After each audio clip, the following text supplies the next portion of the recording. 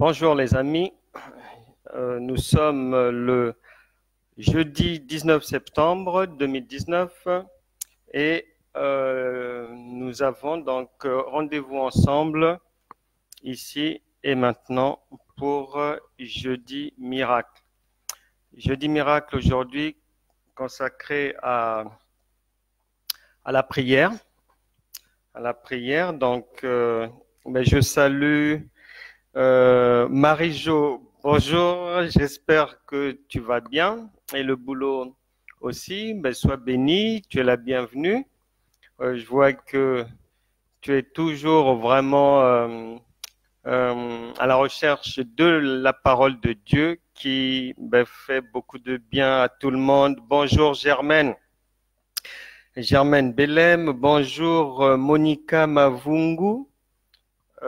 Soyez la bienvenue, que Dieu vous bénisse. Bonjour Flore, j'espère ma sœur que tu vas bien et qu'on se verra dans ces jours-ci très bientôt. Je passe le bonjour aussi à Akoko Ketika. Voilà, bonjour à elle, elle est dans le sud au soleil. Bonjour à Akoko Ketika, bonjour à Patricia Mboko, bonjour à Edwige Gertrude Gonzia, bonjour à mon frère et ami et homme de Dieu Constant Kibongu, bonjour au frère Olivier Kibongu et je dis également bonjour à tous nos compagnons d'œuvre de l'église Domaine du Feu de l'Esprit. Commençons par la servante de Dieu Patricia, Marc, Anthony, David, Nathalie, Tatiana, Xavier, Rémi et tous les autres de l'église Domaine du Feu de l'Esprit. Bonjour à vous, bonjour à Martine, bonjour à Séverine et bonjour à tous ceux qui nous suivent habituellement. Bienvenue. Rentrons maintenant dans notre réunion de prière aujourd'hui consacrée donc à la prière contre les maladies. Et je voudrais faire quelques observations, 2 à 3 observations pour préciser des choses. La première chose que je voudrais préciser, c'est que, je le répète, les prières que nous faisons sont très puissantes, elles sont courtes, puissantes et efficaces par les vertus de Dieu. Il n'y a aucun endroit dans la Bible où il est mentionné que pour que Dieu exauce un être humain, il faut que sa prière soit longue ou que sa prière soit faite les yeux fermés ou que sa prière soit faite à genoux, allongé, endormi, etc., etc. Non, l'Esprit de Dieu est libre. Nous avons reçu le pouvoir de Dieu en tant qu'ambassadeurs et enfants de Dieu de pouvoir communiquer avec notre Seigneur et obtenir des choses du royaume des cieux dans la simplicité. Nous ne sommes pas là pour mystifier l'évangile, mystifier Dieu, mystifier la parole de Dieu comme d'autres le font. Non, faut simplifier la vie aux gens puisque la vie sur terre est déjà compliquée. Donc, nous, on a fait le choix de travailler selon la conduite du Saint-Esprit qui veut que nous soyons et restons simples. Psaume 139, verset 4 dit ceci. Je commence au verset 3, ma lecture. Tu sais quand je marche, il s'adresse à Dieu. Tu sais quand je marche et quand je me couche. Et tu pénètres toutes mes voies, car la parole n'est pas sur ma langue, que déjà, ô Éternel, tu la connais entièrement. Pour dire quoi? Là, le psalmiste nous révèle, le Saint-Esprit par lui, nous révèle simplement que avant même que nous ne puissions ouvrir la bouche pour prier ou dire quoi que ce soit, Dieu le sait déjà. Donc, à quoi bon mettre 1 heure 2 heures pour dire quelque chose qui peut se résumer en une phrase, en 2 phrases, puisque Dieu le sait déjà. Je ne dis pas que nous ne faisons pas de longues prières, non, nous les faisons, mais en intimité, c'est-à-dire dans la vie privée. Et lorsqu'on vient sur la place publique, on fait gagner du temps aux gens et on va à l'essentiel dans la mesure où tous les ingrédients pourraient être exaucés pourvu que ces ingrédients-là soient déjà réunis. Ça, c'est l'Ancien Testament. Et dans le Nouveau Testament, Jésus lui-même nous dit ceci. Matthieu chapitre 6, verset 7. Le Seigneur lui-même vient repréciser les choses en disant, en priant, ne multipliez pas de vaines paroles comme les païens qui s'imaginent qu'à force de paroles, ils seront exaucés. Non, ça ne se joue pas au nombre de paroles, ni à la durée de la prière, non. Ça se joue à la bonne disposition de cœur et la demande, est-ce qu'elle cadre avec les objectifs de Dieu, oui ou non? Est-ce qu'elle consiste à faire le bien à son prochain, oui ou non? Et on va aller plus loin. Verset 8. Ne leur ressemblez pas, car votre Père sait de quoi vous avez besoin. Avant même qu'on ouvre la bouche, Dieu sait. Si on est malade, il le sait. Si on cherche du boulot, il le sait. Si on a un souci financier, il le sait. Verset 9. Voici donc comment vous devez prier. Notre Père qui es aux cieux, que ton nom soit sanctifié, que ton règne vienne, que ta volonté soit faite sur la terre comme au ciel. Donne-nous aujourd'hui notre pain quotidien. Pardonne-nous nos offenses, comme nous aussi nous pardonnons à ceux qui nous ont offensés.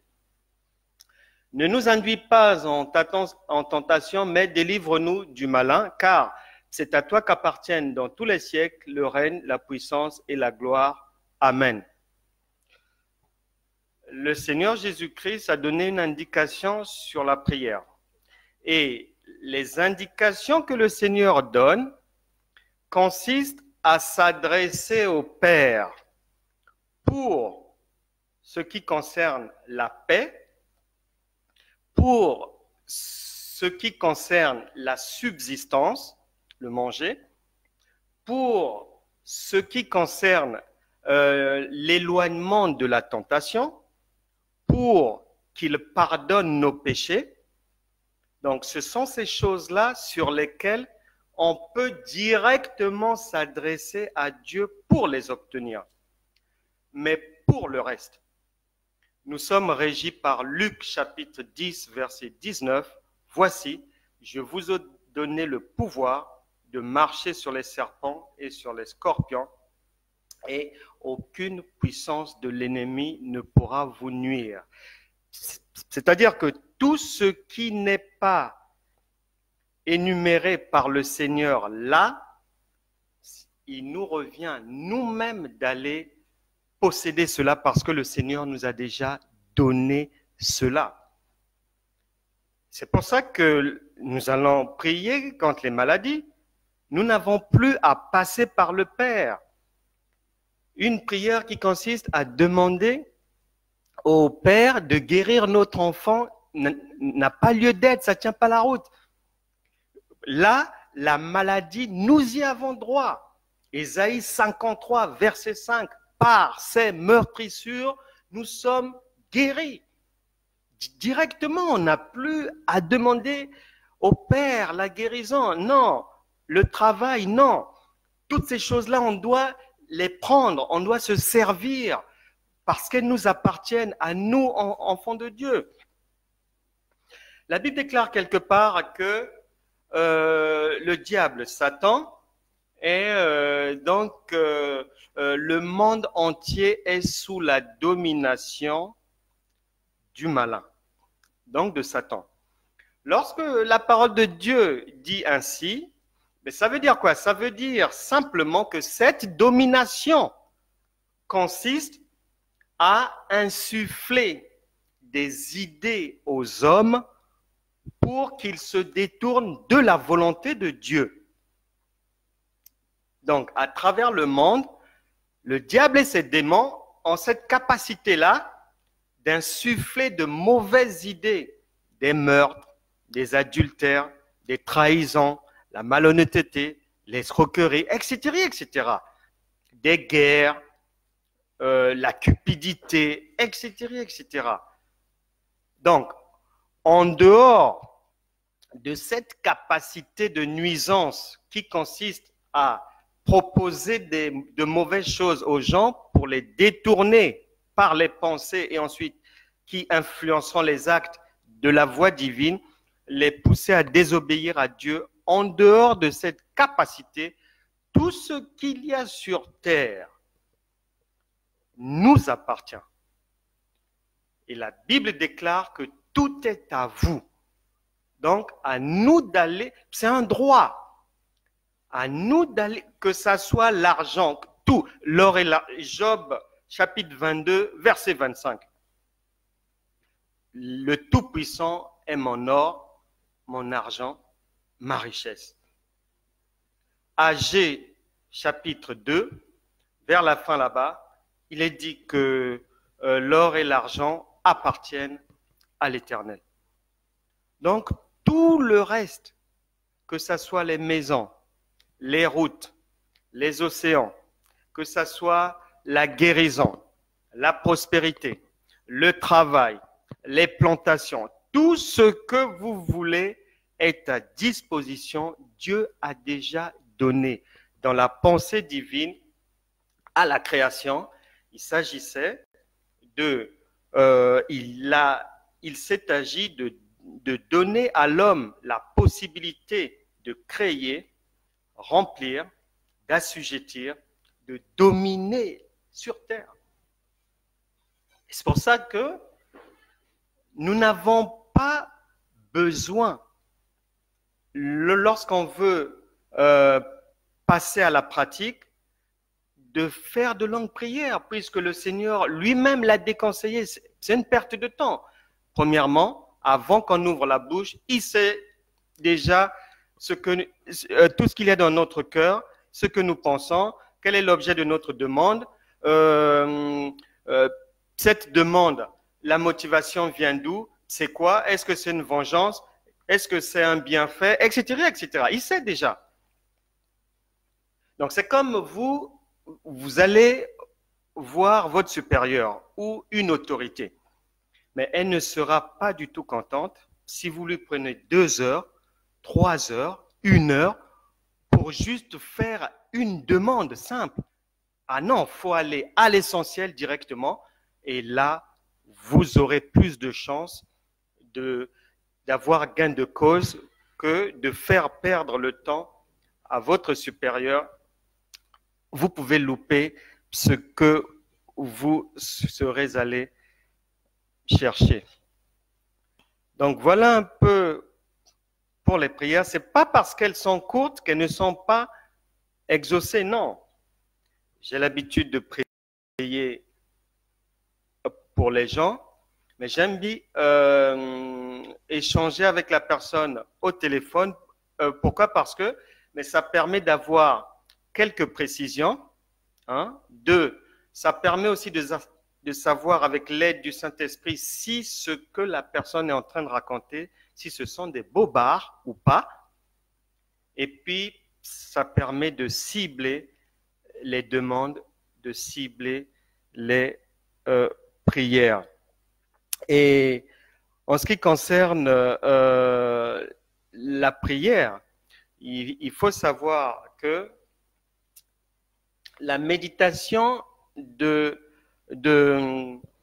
l'Ancien Testament est un plus dans la vie de prière, de toute la parole de Dieu est un plus, mais à savoir que l'Ancien Testament nous permet sa méditation nous apporte la sagesse divine, l'intelligence divine et la connaissance.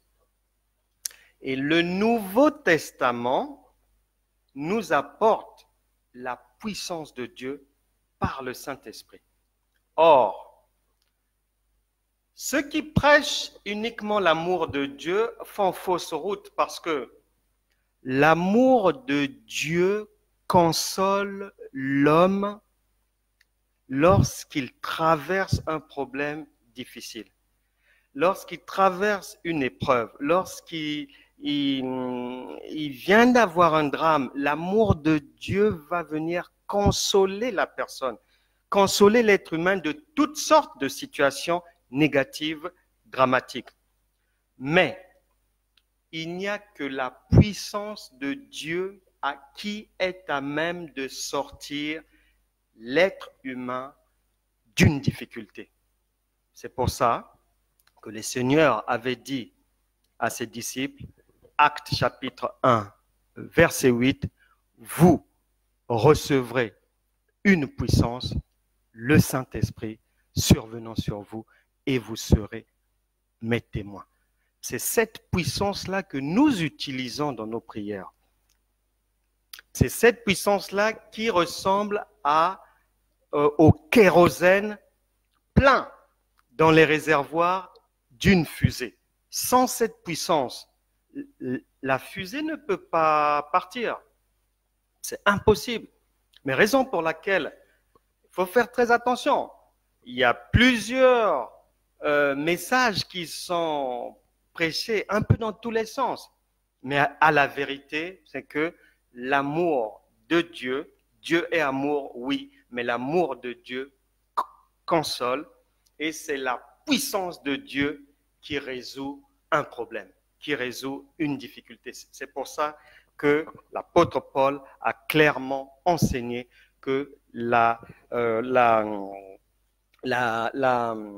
parole de Dieu ne consiste pas, c'est-à-dire la vie chrétienne ne consiste pas en parole, mais en puissance. C'est une démonstration de la puissance de Dieu. C'est pour ça que nous croyons au miracle, puisque Dieu est miracle, et si on enlève le miracle, Dieu n'existe plus. Et vous retiendrez même que le Seigneur a fait quelque chose de très édifiant. Lorsque vous méditez le Nouveau Testament, le Seigneur Jésus-Christ, qui est notre modèle, dans tout ce qu'il a fait, on nous relate beaucoup de choses, on nous relate beaucoup de faits. La Bible déclare qu'il n'y a pas suffisamment de place pour mettre tout ce que le Seigneur a eu à faire sur terre, et ainsi que ses disciples aussi. Et lorsqu'on rentre en profondeur, on va se rendre compte que de tout le Nouveau Testament, de tout le parcours de Christ, toute la formation qu'il a donnée à ses disciples, ne sont mentionnés, ne sont énumérés, ne sont évoqués. Il y a eu le compte rendu des travaux uniquement des disciples qui ont opéré dans le miraculeux. Tout le reste, on les a mentionnés une seule fois et c'est terminé. Pierre, Jacques, Jean, on les retrouve partout dans le miraculeux. D'où l'importance du miracle. D'où la marque de Dieu, c'est le miracle. C'est pour ça que nous faisons ces prières miraculeuses. Sans le miracle, le christianisme n'existe pas. Ça s'écroule. Le christianisme est une mort.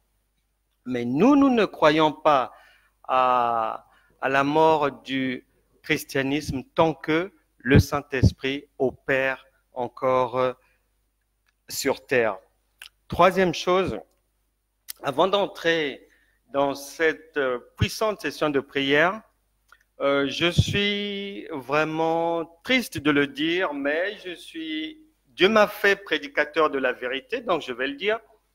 J'ai beaucoup observé et constaté malheureusement que dans le peuple de Dieu, il y a beaucoup de chrétiens, entre parenthèses, qui marchent un pied dehors, un pied dedans, et qui sont dans le mensonge, qui sont dans la malhonnêteté. Ce sont des attitudes qui les disqualifient aux yeux du Seigneur. Les chrétiens sont vraiment menteurs. Je connais une personne, elle participe, comme vous et moi, à ces sessions de prière. Elle est gravement malade.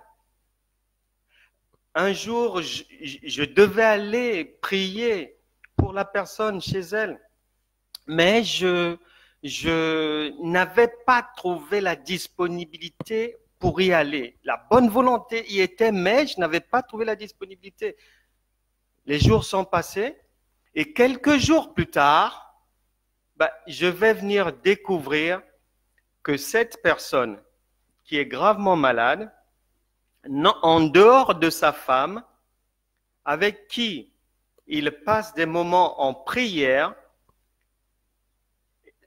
la femme se sacrifie vraiment pour supplier le Seigneur pour que Dieu fasse grâce et puisse guérir son mari. En dehors de sa femme, il a une seconde vie, une vie cachée. Monsieur a une maîtresse. Avant de tomber malade, juste à la maladie, priant, étant toujours lié à la maîtresse, trompant toujours sa femme et se présentant comme étant chrétien. Et ce jour-là, j'avais compris en fait pourquoi le Seigneur avait jugé inutile de me faire déplacer pour aller chez la personne. Voilà un pseudo-chrétien menteur et qui pense que le Seigneur peut le guérir. Non. C'est pour ça que dans Jean chapitre 8, verset 36, le Seigneur a dit que si le Fils vous affranchit, vous serez, le Saint-Esprit a bien fait d'ajouter l'adverbe, vous serez réellement. Parce qu'on peut penser être guéri, on peut penser être sauvé, on peut penser être délivré, on peut se croire chrétien, mais vous ne l'êtes pas. Et c'est pour ça que le Saint-Esprit a précisé réellement, parce que vous pouvez croire que vous êtes qualifié, que vous êtes guéri. Et au fond, non. Il faut faire attention avec ce genre d'attitude. La Bible déclare, on ne se moque pas de Dieu. Mais la personne se moque d'elle-même. C'est triste parce que c'est une perte de temps. La vie humaine est courte. Demain ou après-demain, le Seigneur peut rappeler quiconque à la maison. Il reprend le souffle de vie qui nous a été prêté. Il ne faut pas faire ce genre de choses. Il y a beaucoup de chrétiens menteurs, des chrétiennes menteuses. Et j'ai du mal à m'y faire avec ça. Et je suis souvent triste devant ce genre de situation. Les mots me manquent. Allons dans le livre de la première épître de Jean, chapitre 2, verset 1, 1 Jean 2, verset 1, qui dit ceci, « Mes petits enfants, je vous écris ces choses afin que vous ne péchiez point. Et si quelqu'un a péché, nous avons un avocat auprès du Père, Jésus-Christ le juste. » Nous allons maintenant rentrer dans notre session de prière. Avant cela, on va se repentir parce que Dieu n'est pas un homme pour mentir. Il est toujours disposé à nous faire du bien. Mais nous, est-ce que nos dispositions de cœur cadrent avec les standards de Dieu? Toujours, première épître de Jean, chapitre 2, il est dit au verset 4, « Celui qui dit, je l'ai connu, donc connu Dieu, donc qui se dit chrétien, et qui ne garde pas ses commandements, est un menteur, et la vérité n'est point en lui. » Clair, comme de l'eau de source. Celui qui l'a connu garde ses commandements. Et celui qui ne garde pas ses commandements, mais qui dit qu'il connaît Dieu ou qu'il est chrétien, le Saint-Esprit dit que c'est un menteur.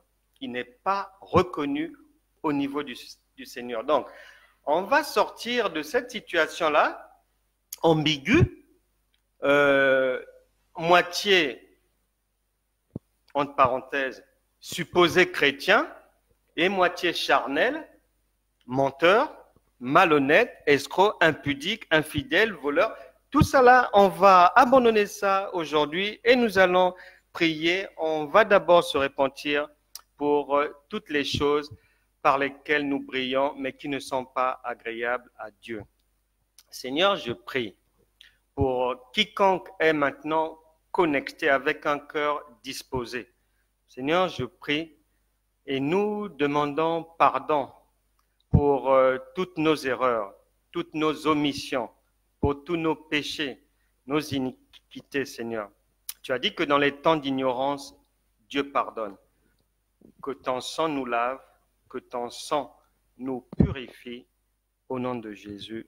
Amen. Nous allons maintenant prier.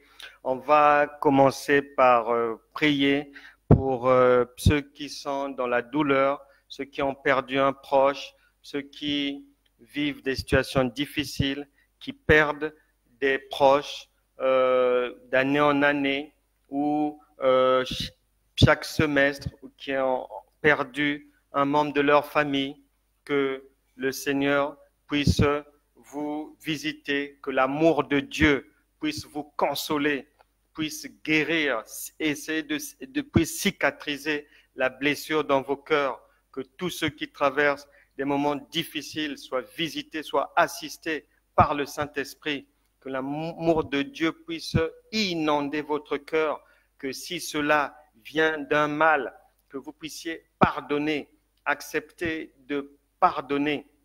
Et le Saint-Esprit et Dieu lui-même vous fera du bien au nom de Jésus. Prions pour ceux qui sont dans les liens de l'alcoolisme, qui fait vraiment beaucoup de dégâts.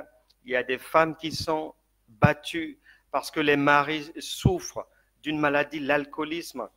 Je prie pour que tout foyer où l'alcool règne,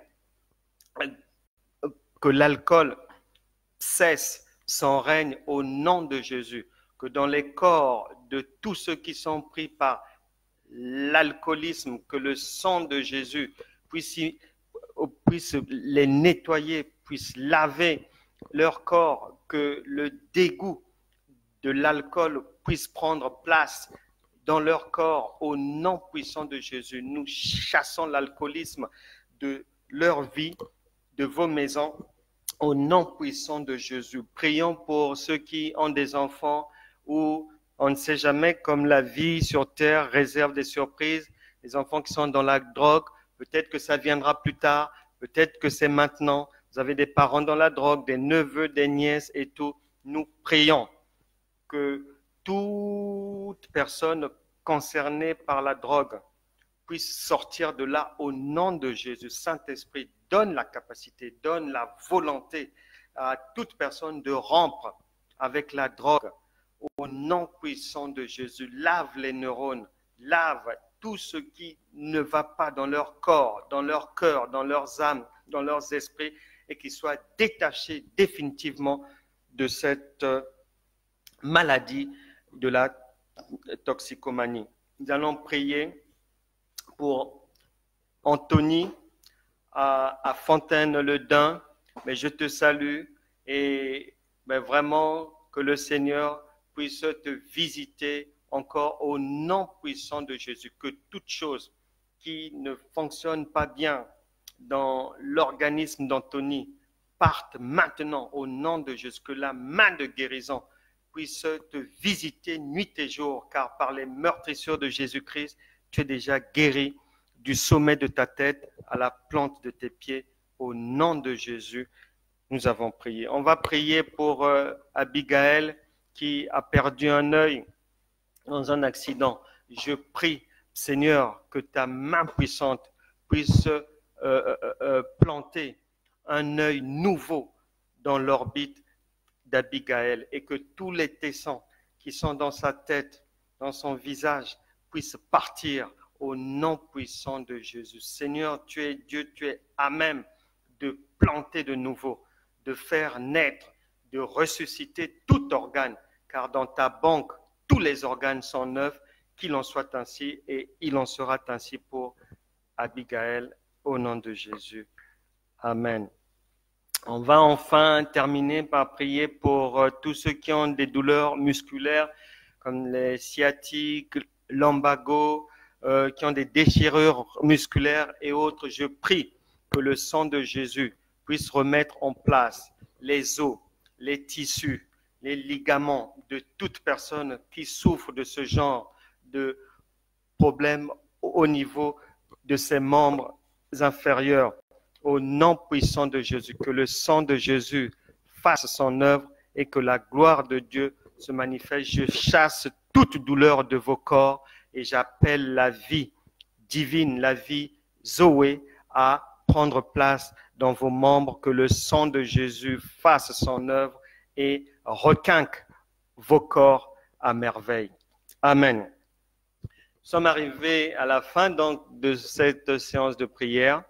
Mais j'espère que tout le monde a été béni. N'oubliez pas que la parole de Dieu, elle n'est pas liée. Vous pouvez revoir et faire des prières encore. Vous pouvez faire même d'autres prières que nous n'avons pas évoquées ici en vous connectant seulement à cette dynamique-là. Le Seigneur va vous exaucer. Le Saint-Esprit va agir, il n'est pas limité, il n'est jamais en vacances, il travaille 24 heures sur 24 et où que vous soyez, Dieu est toujours à l'œuvre et disposé à vous faire du bien, à vous guérir, à vous sauver, pourvu que votre cœur réponde au standard de Dieu, car il a dit dans sa parole, dans le livre des Romains, que quiconque invoquera le nom du Seigneur sera sauvé. N'oubliez pas de partager ces vidéos, partagez-les pour que d'autres aussi puissent avoir des révélations, puissent prier, puissent avoir la guérison, le salut, la délivrance. Ne soyez pas égoïstes, soyez sages et agissez avec l'amour du prochain et Dieu vous bénira, il vous fera de très, très belles surprises. D'ici là, nous serons, je vous le dirai avec précision le moment venu, en simultané désormais sur notre chaîne YouTube. Les travaux sont en cours et vous pourrez aussi partager et vous abonner à ce moment-là. Je vous souhaite de passer une excellente journée. Demain, c'est vendredi miracle. Là, on s'en prendra aux démons. Nous les chasserons par le nom de Jésus avec le Saint-Esprit. Et il sera 13 heures à Paris lorsque l'on débutera ces travaux-là, mais destinés à mettre les démons hors d'état de nuire. Il sera 15 heures à La Réunion demain à ce moment-là. Il sera 19 heures à Haïti. Il sera 12 heures à N'Djamena au Tchad et 12 heures aussi à Brazzaville au Congo et 12 heures aussi, je suppose, à Kinshasa. Que Dieu vous garde, que Dieu vous bénisse et n'oubliez jamais qu'il y a plus de bonheur à donner qu'à recevoir. À demain.